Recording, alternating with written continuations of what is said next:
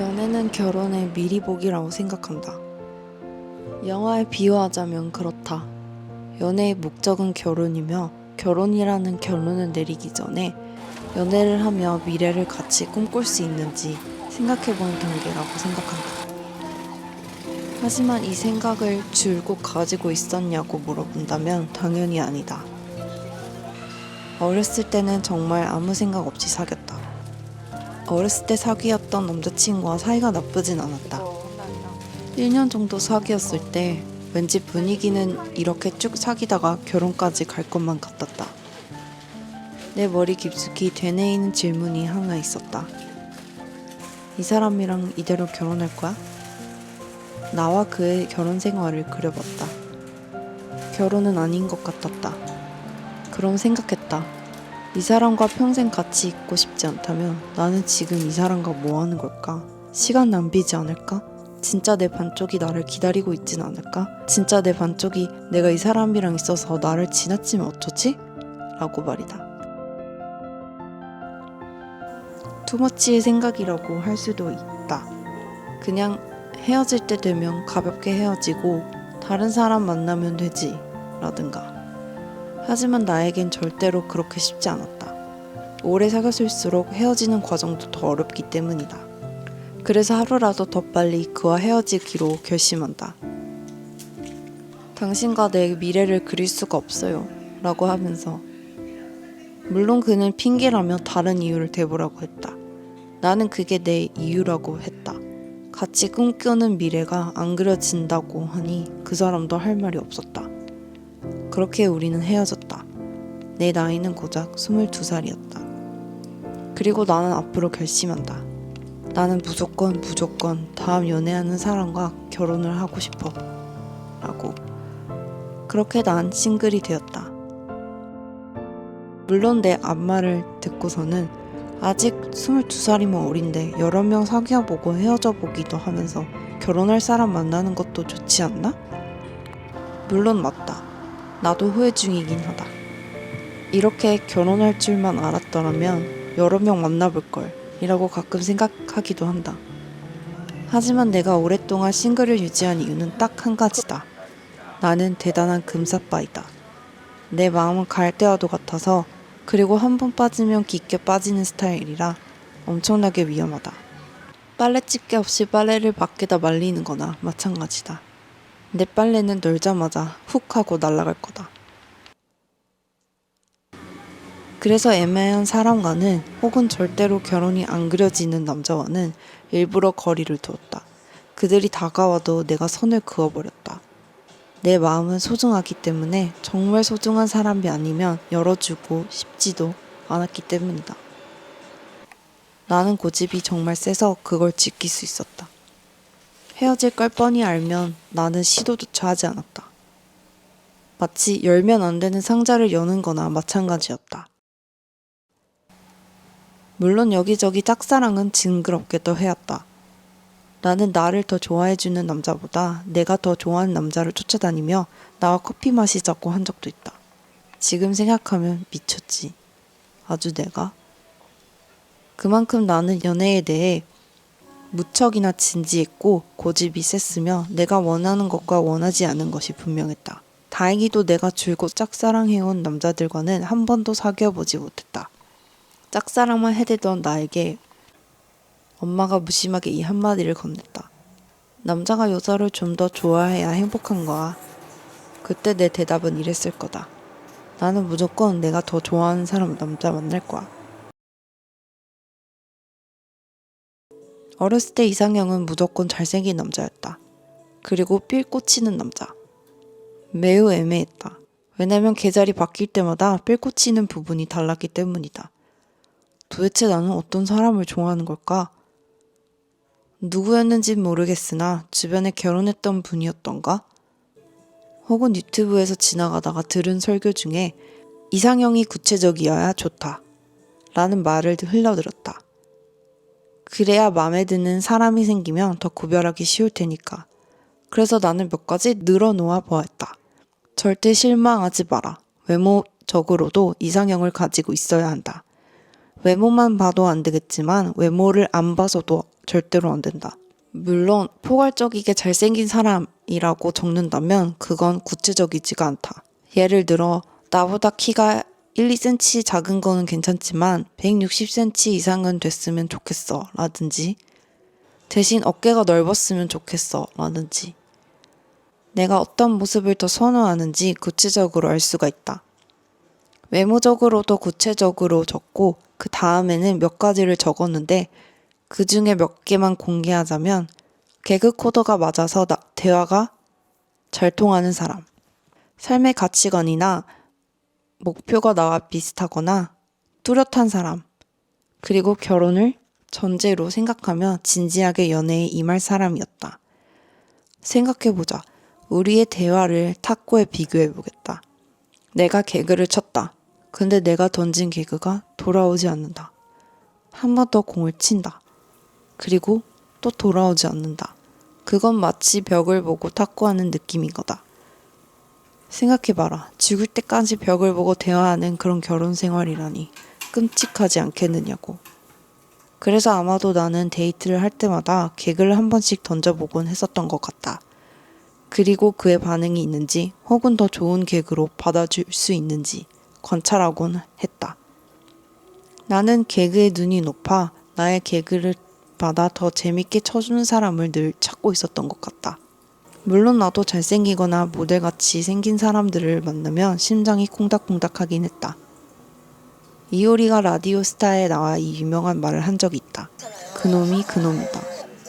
잘생긴 남자와도 사귀어 보았지만 결국 그놈이 그놈이라는 거다. 죽을 때까지 나와 함께 있을 텐데 같이 있으면 시간 가는 줄 모르면서 대화가 끊기지 않는 사람과 함께 살고 싶었다. 비로소 나는 남편을 만나기 몇 달 전 내 이상형을 확실하게 정하게 된다.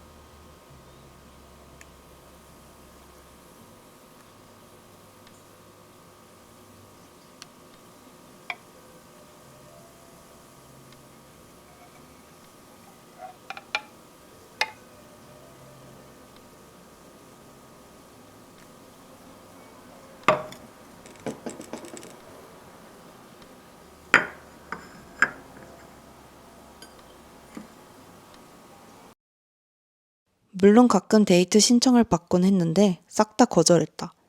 나는 무조건 자만추를 지향했기 때문이다. 그러다가 한번 나가보지 그래. 커피라도 마셔봐.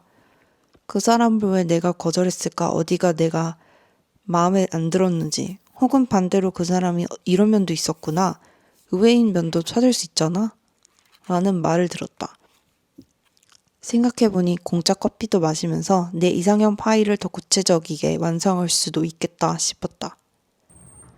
그래서 데이트를 나가서 구체적으로 질문도 던져보고 알아가며 나는 이 사람이 어떤 점이 나와 맞지 않는다든지 혹은 어떤 점이 의외로 나쁘지 않았다든지 집에 와서 나만의 데이트 후기를 적어보기도 했다.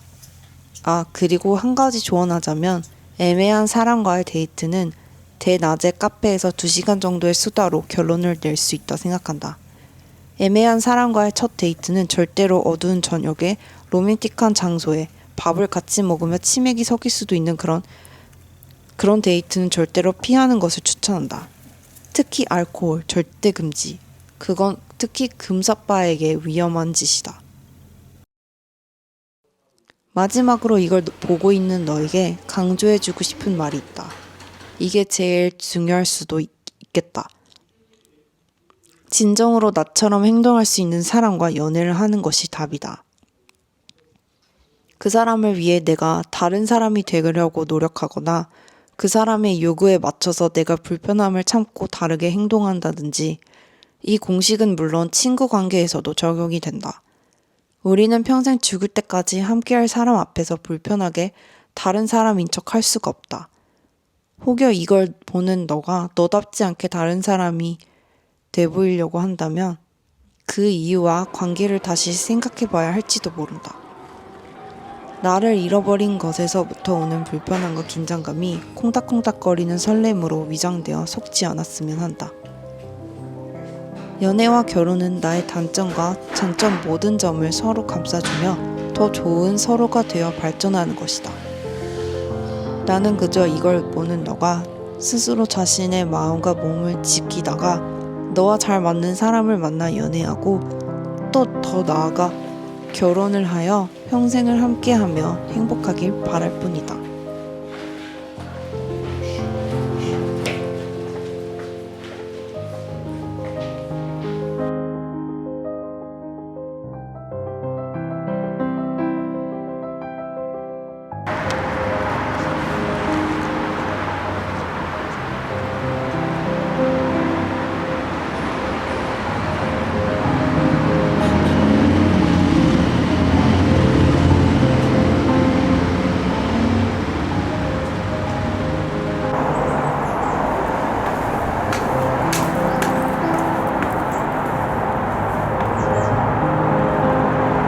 영화 촬영장이라 무섭지 않아?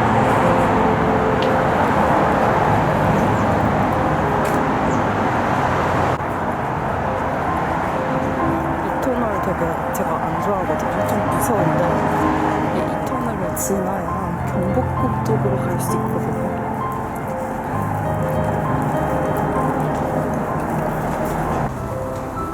지금 남편은 친구들이랑 집에서 놀고 있고 저 혼자 나왔거든요. 뒤에 누가 있는 것 같아. 무서워.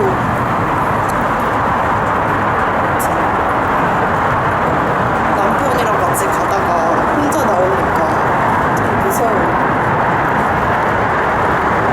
약간 이게 이런 느낌이 싱글이었구나. 맨날 둘이만 다니다가 혼자 다니니까.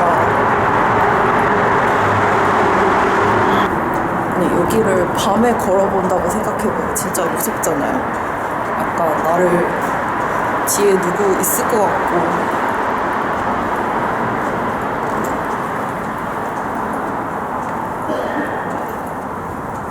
뒤에 누가 있는 것 같아.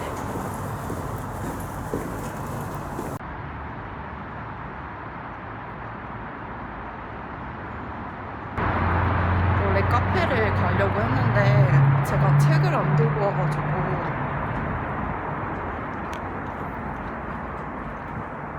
그래서 그냥 걷기로 하려고요. 가서 제가 좋아하는 책방 탐방도 하고 오랜만에 그럴까 합니다. 아니 어떻게 바람이 날리면서 예쁠 수가 있지? 전 진짜 안 예쁜 것 같아. 아니, 다른 사람들은 도대체 어떻게 찍는 거야? 앞에 나온 영상을 안 들리려나? 아무튼 앞에 나왔던 그 영상이 너무 길지 않았을까 걱정도 되고 너무 잔소리 같진 않았을까 걱정이 되고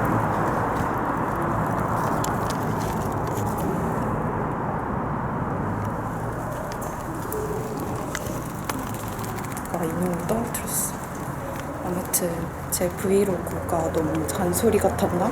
걱정되기도 하고 잔소리는 절대 아니었다는 거. 사람이 앞으로 또 걷고 있어서 잠시 끄겠습니다.